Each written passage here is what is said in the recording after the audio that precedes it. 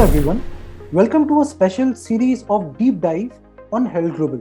I am Saimik Sen on the occasion of World Environment Day. Joining us today, the Chairman of State Environment Impact Assessment Authority is also the advisor to the Chief Minister of Maharashtra, Dr. Deepak Mhaisekar. Thank you so much for taking out your time. Welcome to Herald Global. I would like to begin by asking you, how would you like to remember the year 2020 in terms of pandemic and everything? In fact, the year 2020 had been an exceptional year, I think, and a year which probably comes once in a century, as we had the earlier pandemic like Spanish flu. Almost after a century, we had this COVID-19, which engulfed the whole world. And so that's a year which has to be remembered, the way the pandemic progressed, and it created a havoc throughout the world. We have witnessed a threatening pandemic like Corona. So are we prepared for what is coming next? I would pray that there shouldn't be any more. Okay. But unfortunately, if it comes, we would be comparatively much better prepared than the COVID situation. Sure. Because these are some of the zoonotic diseases for which we should be prepared. Sure. I mean, diseases transferred from animal to man, and that's likely to happen. The biotechnology or bioinformatics that has developed over years should make us more prepared for such future pandemic, God forbid if it comes. And secondly, most important thing is this kind of a pandemic can only happen if it's an infectious diseases spreading through contact or by various modes.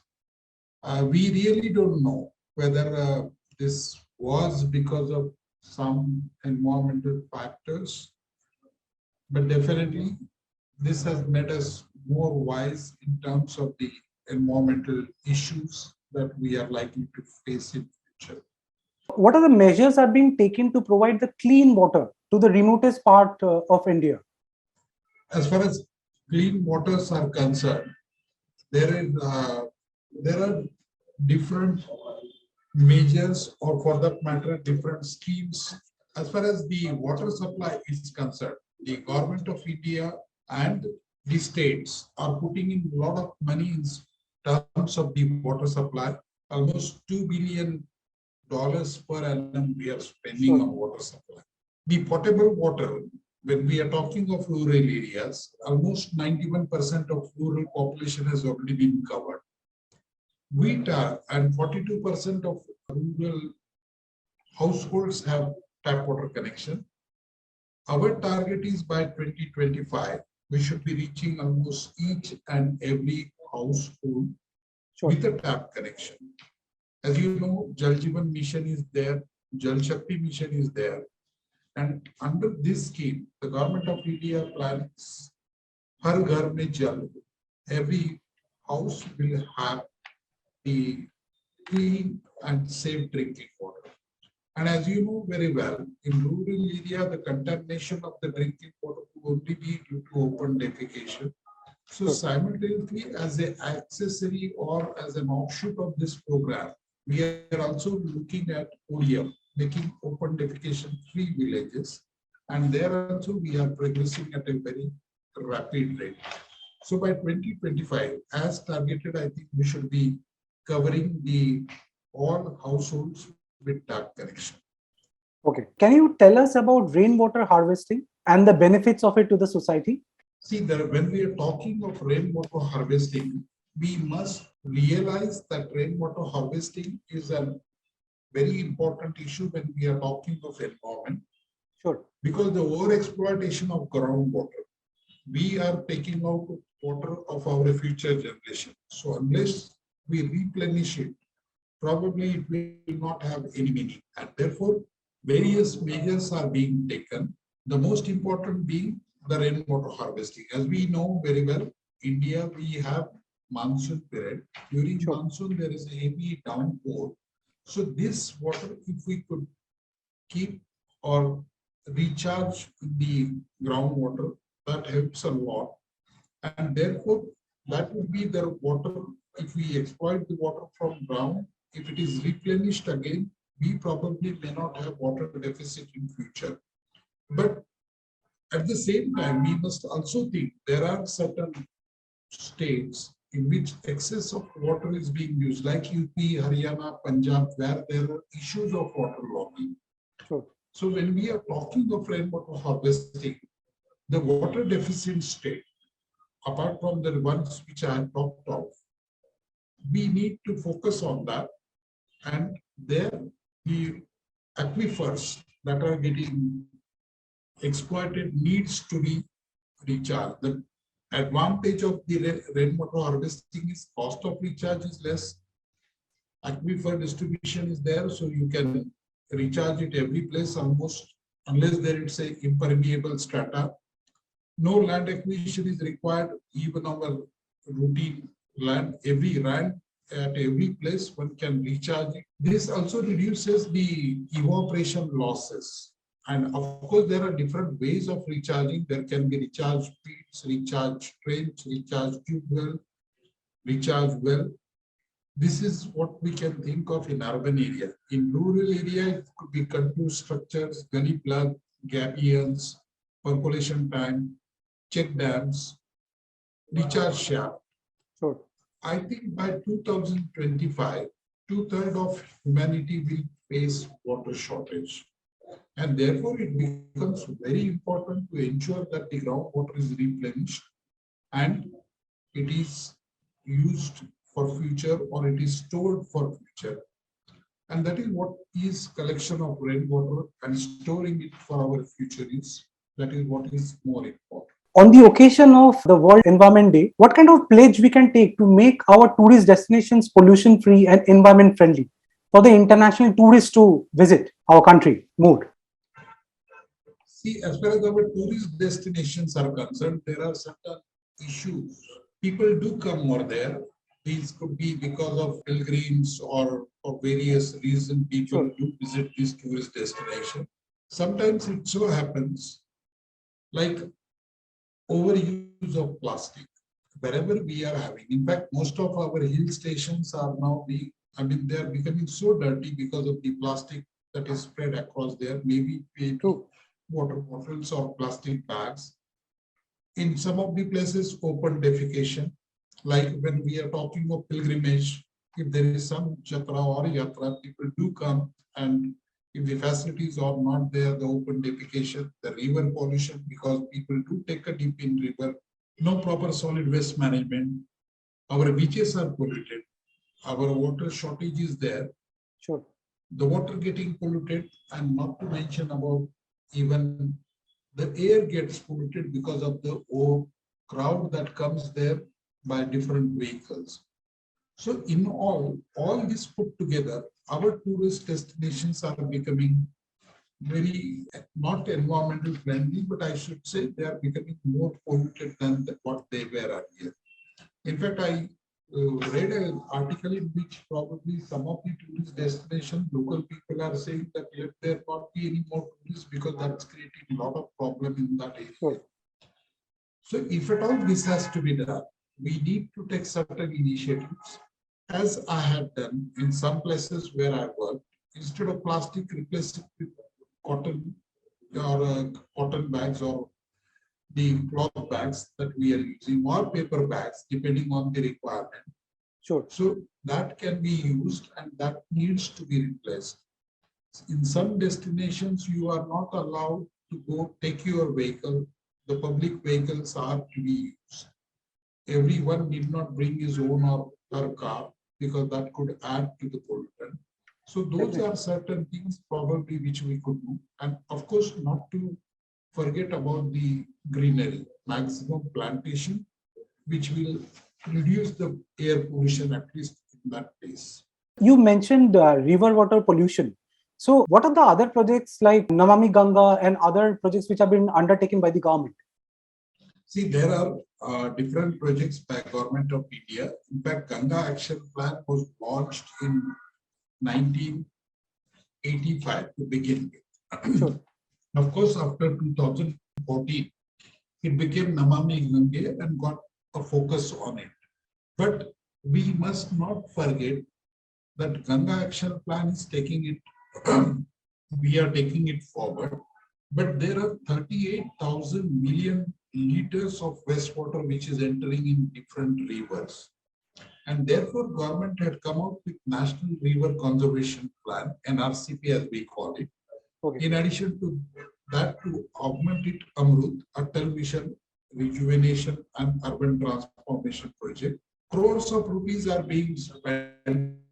We already have developed a capacity of 2,446 million liters per day, STP capacity in urban areas which are polluting our rivers. As of now, almost 275 rivers are getting polluted. The maximum pollution being in Maharashtra, Assam, MP, Gujarat, West Bengal, the highly urbanized state. The more the urbanization, the more the level of pollution in rivers that we do find. And therefore, this National River Conservation Plan tries to tackle 34 rivers, which covers 16 states and 77 towns. Sure. Almost 5,961 crores outlay has been provided for it. Even in Maharashtra, Krishna, Panchaganga, Godavari, Tapi, Mulamudha, they are a part of this particular project. We do have STPs constructed at Karad, Kolhapur, Sangli, Nanded, Nashik, Trembakeshwar, and we wish with all these actions that government of India is taking, and of course with the help of the state government, we could have better and clean rivers in future. Okay. According to you, what are the steps to control global warming? See, as far as global warming is concerned, it's a phenomenon across the world, and that is happening because of the energy use or the way we are producing carbon in the environment. So everybody has to contribute to ensure that there is no global warming. Sure.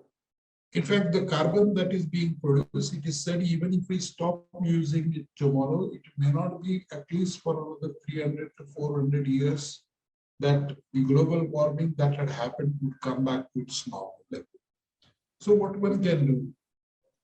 One has to speak out about this issue to everyone. One has to be very, everyone should know what are the consequences of it. It's not a question of that we would be having some problem, but it's the next generation that will be having problem. Use renewable energy or green energy as we call it. Ensure that the houses are constructed in such a way that wherever there is a cold climate, you may not be requiring heating, and wherever there is a hot climate, you may not require air conditions. So energy consumption has to be brought down. Reduce water wastage, so we don't spend cleaning up or purifying the water further. One has to ensure that whatever he is capable of eating, that much food only he has to consume or buy. And whatever he cannot or has gone as waste has to be composted. It cannot be left as it is. So even every citizen can buy better bulbs like LED bulbs, which will use minimum energy. Pull the plug whenever you are leaving a particular room so that the energy consumption goes down. Drive fuel efficient vehicle.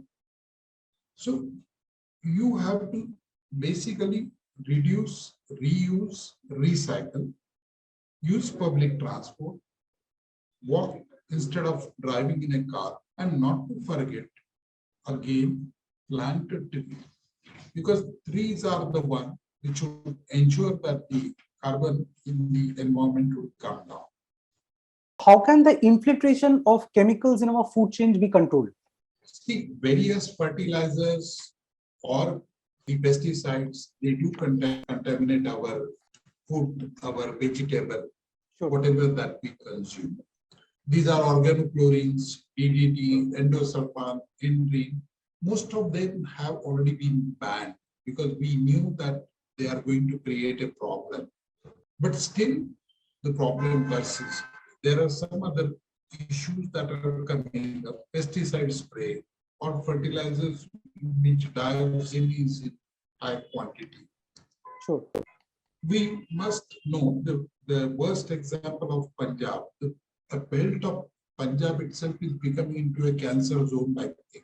The people are, as you may be knowing, there are trains running from Punjab to Delhi. These are named after cancer trains.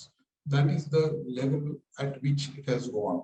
There can be contamination in beef, pork, milk, cheese, butter, strawberry, apple, grapes, tomato, potato, spinach, and greens. I mean, there are a lot many. These are eatable that we use, but because of the pesticides that we spray or the fertilizers that we use, these are getting contaminated. So what do? So we better use the organic alternatives. There are some food products which are coming, but one has to be very cautious to ensure that those are genuine organic products, wherein pesticides and fertilizers are not used.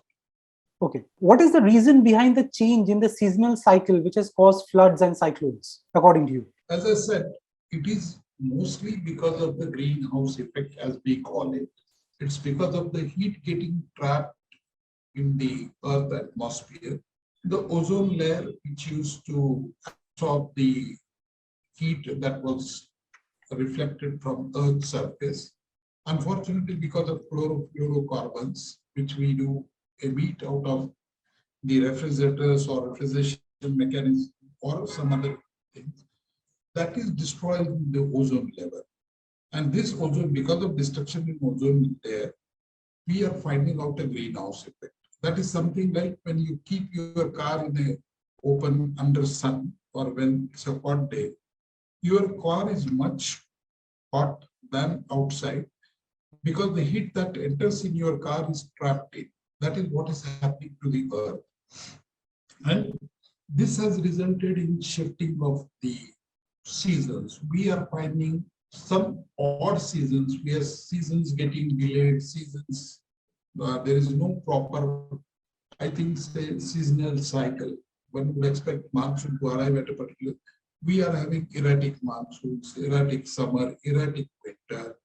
But one must definitely keep it in mind, if on a particular year, if the temperature has gone up or has come substantially down, that cannot be attributed to the global warming effect. It could be an erratic of that. But when we talk of over centuries, when we talk of over decades, then definitely it changes. The high carbon dioxide level in the atmosphere is creating all these problems. The pest and diseases are changing. The farming pattern is changing. As you know, this year we had a hottest summer as far as India is concerned, or Maharashtra is concerned, one of the hottest in the last 122 years. And therefore, even the water level in the ocean is going about 3.6 millimeter per year. That's the rate at which it is changing. And come whatever we do, we are to stop this, because it is expected by the end of this century, the world will be more hot than what it is today by almost 2.6 to 4.8 degrees centigrade.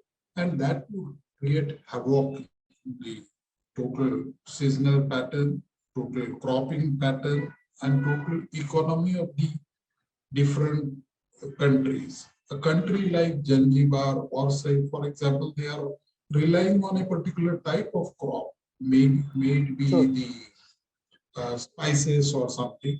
If the pattern changes, they may be just wiped out because they may not be in a position to produce the type of crop that they are raising today.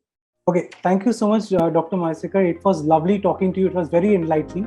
And we are grateful that you took out this time for us. Thank you so much. Thank you. Thank you very much.